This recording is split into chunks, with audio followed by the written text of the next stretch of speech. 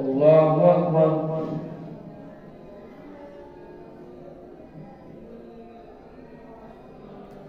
الحمد لله رب العالمين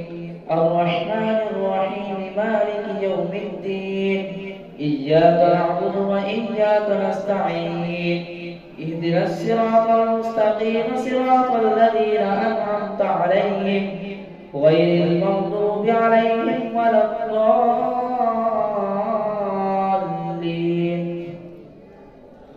ولقد آتينا موسى 9 آيات بينات فاسأل بني إسرائيل إذ جاءهم فقال له فرعون إني لأظنك يا موسى مسحورا. قال لقد علمت ما أنزل هؤلاء إلا رب السماوات والأرض بصائر وإني لأظنك يا موسى مثبورا. فأراد أن يستفزهم من الأرض فأغرقناه. قال لقد علمت ما أنزل هؤلاء إلا رب السماوات والأرض بصائر وإني لأظنك يا فرعون مثبورا.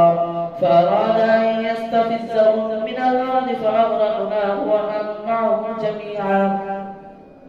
وقلنا من بعده لبني إسرائيل اسكنوا الأرض فإذا جاء وعد الآخرة جئنا بكم لفيفا وبالحق أنزلناه وبالحق نزل وما أرسلناك إلا مبشرا ونذيرا. وقرآنا فرقناه لتقرأه على الناس على مكث ونزلناه تنزيلا. قل آمنوا به أو لا تؤمنوا إن الذين أوتوا العلم من قبله إذا يتلى عليهم يخرون للأذقان سجدا ويقولون سبحان ربنا إن كان وعد ربنا لمفعولا ويخرون للأذقان يبكون ويزيدهم خشوعا. الله أكبر. الله أكبر. قل ادعوا الله أو ادعوا الرحمن أيما تدعوا فله الأسماء الحسنى ولا تجهر بصلاتك ولا تخافت بها وابتغ بين ذلك سبيلا. وقل الحمد لله الذي لم يتخذ ولدا ولم يكن له شريك في الملك ولم يكن له ولي من الذل وكبره تكبيرا. الحمد لله الذي أنزل على عبده الكتاب ولم يجعل له عوجا قيما لينذر بأسا شديدا من لدنه ويبشر المؤمنين الذين يعملون الصالحات أن لهم أجرا حسنا ماكثين فيه أبدا وينذر الذين قالوا اتخذ الله ولدا ما لهم به من علم ولا لآبائهم كبرت كلمة تخرج من أفواههم إن يقولون إلا كذبا. فلعلك باخع نفسك على آثارهم إن لم يؤمنوا بهذا الحديث أسفا. إنا جعلنا ما على الأرض زينة لها لنبلوهم أيهم أحسن عملا وإنا لجاعلون ما عليها صعيدا جرزا. أم حسبت أن أصحاب الكهف والرقيم كانوا من آياتنا عجبا إذ أوى الفتية إلى الكهف فقالوا ربنا آتنا من لدنك رحمة وهيئ لنا من أمرنا رشدا. فضربنا على آذانهم في الكهف سنين عددا ثم بعثناهم لنعلم أي الحزبين أحصى لما لبثوا أبدا. نحن نقص عليك نبأهم بالحق إنهم فتية آمنوا بربهم وزدناهم هدى. وربطنا على قلوبهم إذ قاموا فقالوا ربنا رب السماوات والأرض لن ندعو من دونه إلها لقد قلنا إذا شططا هؤلاء قوم اتخذوا من دونه آلهة لولا يأتون عليهم بسلطان بين فمن أظلم ممن افترى على الله كذبا. وإذ اعتزلتموهم وما يعبدون إلا الله فأووا إلى الكهف ينشر لكم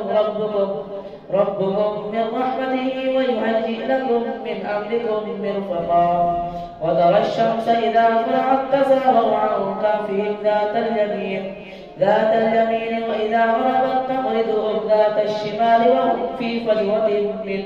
ذلك من آيات الله من يهد الله فهو المهتد ومن يضلل فلن تجد له وليا مرشدا وتحسبهم أيقاظا وهم رقود ونقلبهم ذات اليمين وذات الشمال وقلبهم باسط ذراعيه بالوصيد لو اطلعت عليهم لوليت منهم فرارا ولملئت منهم رعبا وكذلك بعثناهم ليتساءلوا بينهم قال قائل منهم كم لبثتم قالوا لبثنا يوما أو بعض يوم قالوا ربكم أعلم بما لبثتم فابعثوا أحدكم بورقكم هذه إلى المدينة فلينظر أيها أزكى طعاما فليأتكم برزق منه وليتلطف ولا يشعرن بكم أحدا إنهم إن يظهروا عليكم يرجموكم أو يعيدوكم في ملتهم ولن تفلحوا إذا أبدا وكذلك أعثرنا عليهم ليعلموا أن وعد الله حق وأن الساعة لا ريب فيها إذ يتنازعون بينهم أمرهم فقالوا ابنوا عليهم بنيانا ربهم أعلم بهم قال الذين غلبوا على أمرهم لنتخذن عليهم مسجدا سيقولون ثلاثة رابعهم كلبهم ويقولون خمسة سادسهم كلبهم رجما بالغيب ويقولون سبعة وثامنهم كلبهم قل ربي أعلم بعدتهم ما يعلمهم إلا قليل فلا تمار فيهم إلا مراء ظاهرا ولا تستفت فيهم منهم أحدا ولا تقولن لشيء إني فاعل ذلك غدا إلا أن يشاء الله واذكر ربك إذا نسيت وقل عسى أن يهديني ربي لأقرب من هذا رشدا ولبثوا في كهفهم 300 سنين وازدادوا 9 قل الله أعلم بما لبثوا له غيب السماوات والأرض أبصر به وأسمع ما لهم من دونه من ولي ولا يشرك في حكمه أحدا واتل ما أوحي إليك من كتاب ربك لا مبدل لكلماته ولن تجد من دونه ملتحدا واصبر نفسك مع الذين يدعون ربهم بالغداة والعشي يريدون وجهه ولا تعد عيناك عنهم تريد زينة الحياة الدنيا ولا تطع من أغفلنا قلبه عن ذكرنا واتبع هواه وكان أمره فرطا وقل الحق من ربكم فمن شاء فليؤمن ومن شاء فليكفر إنا أعتدنا للظالمين نارا أحاط بهم سرادقها وإن يستغيثوا يغاثوا بماء كالمهل يشفي الوجوه بئس الشراب وساءت مرتفقا إن الذين آمنوا وعملوا الصالحات إنا لا نضيع أجر من أحسن عملا أولئك لهم جنات عدن تجري من تحتهم الأنهار يحلون فيها من أساور من ذهب ويلبسون ثيابا خضرا من سندس واستبرق متكئين فيها على الأرائك نعم الثواب وحسنت مرتفقا الله أكبر سمع الله لمن حمده الله أكبر الله أكبر الله أكبر الله أكبر الحمد لله رب العالمين الرحمن الرحيم مالك يوم الدين إياك نعبد وإياك نستعين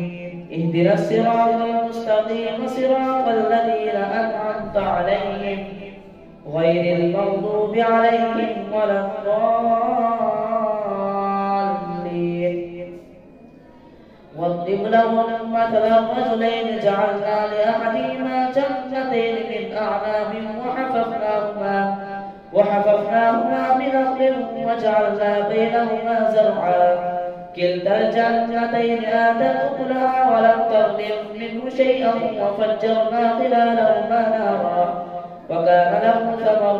فقال لصاحبه وهو يحاوره أنا أكثر منك مالا وأعز نفرا ودخل جنته وهو ظالم لنفسه قال ما أظن أن تبيد هذه أبدا وما أظن الساعة قائمة ولئن رددت إلى ربي لأجدن خيرا منها منقلبا. قال له صاحبه وهو يحاوره أكفرت بالذي خلقك من تراب ثم من نطفة ثم سواك رجلا لكن هو الله ربي ولا أشرك بربي أحدا ولولا إذ دخلت جنتك قلت ما شاء الله لا قوة إلا بالله إن ترني أنا أقل منك مالا وولدا فعسى ربي أن يؤتيني خيرا من جنتك ويرسل عليها حسبانا من السماء فتصبح صعيدا زلقا أو يصبح ماؤها غورا فلن تستطيع له طلبا وأحيط بثمره فأصبح يقلب كفيه على ما أنفق فيها وهي خاوية على عروشها ويقول يا ليتني لم أشرك بربي أحدا ولم تكن له فئة ينصرونه من دون الله وما كان منتصرا هنالك الولاية لله الحق هو خير ثوابا وخير عقبا. واضرب لهم مثل الحياة الدنيا كماء أنزلناه من السماء فاختلط به نبات الأرض فأصبح حشيما تذروه الرياح وكان الله على كل شيء مقتدرا. المال والبنون زينة الحياة الدنيا والباقيات الصالحات خير عند ربك ثوابا وخير أملا. ويوم نسير الجبال وترى الأرض بارزة وحشرناهم فلم نغادر منهم أحدا وعرضوا على ربك صفا لقد جئتمونا كما خلقناكم أول مرة بل زعمتم أن لن نجعل لكم موعدا. ووضع الكتاب فترى المجرمين مشفقين مما فيه ويقولون يا ويلتنا ما لهذا الكتاب لا يغادر صغيرة ولا كبيرة إلا أحصاها ووجدوا ما عملوا حاضرا ولا يظلم ربك أحدا. وإذ قلنا للملائكة اسجدوا لآدم فسجدوا إلا إبليس كان من الجن ففسق عن أمر ربه أفتتخذونه وذريته أولياء من دوني وهم لكم عدو بئس للظالمين بدلا. ما أشهدتهم خلق السماوات والأرض ولا خلق أنفسهم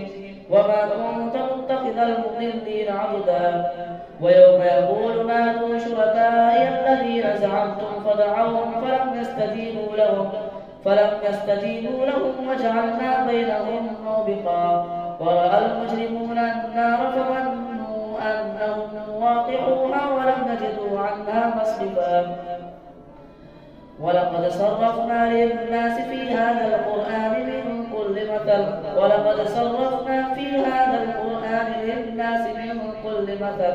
وكان الإنسان أكثر شيء جدلا. وما منع الناس أن يؤمنوا إذ جاءهم الهدى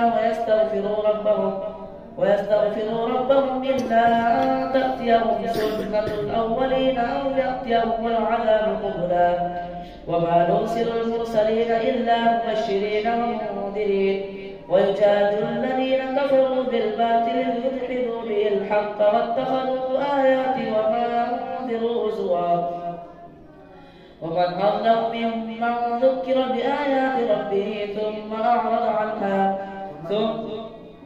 ومن أظلم ممن ذكر بآيات ربه ثم أعرض عنها ونسي ما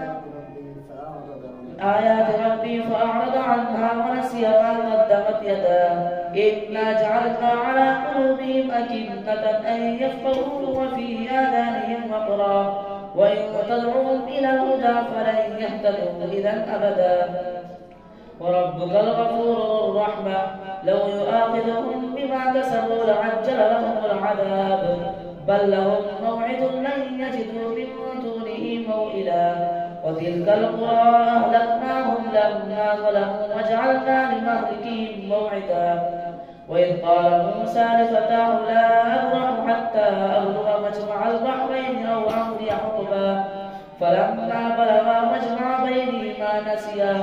نسيا حوتهما فاتخذ سبيله في البحر سربا فلما جاوزا قال لفتاه آتنا غداءنا لقد لقينا من سفرنا هذا نصبا قال أرأيت إذ أوينا إلى الصخرة فإني نسيت الحوت وما أنسانيه إلا الشيطان أن أذكره واتخذ سبيله في البحر عجبا قال ذلك ما كنا نبغي فارتدا على آثارهما قصصا فوجدا عبدا من عبادنا آتيناه رحمة من عندنا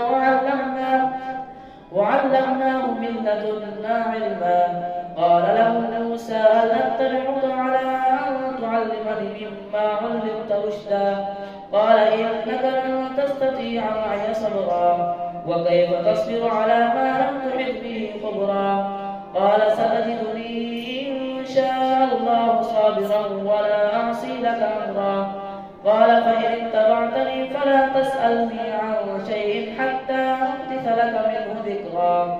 فانطلقا حتى إذا ركبا في السفينة خلقها قال أخلقتها لتغرق أهلها لقد جئت شيئا إمرا قال ألم أقل إنك لن تستطيع معي صبرا قال لا تؤاخذني بما نسيت ولا ترهقني من أمري عسرا فانطلقا حتى إذا لقيا غلاما فقتله قال أقتلت نفسا زكية بغير نفس لقد جئت شيئا نكرا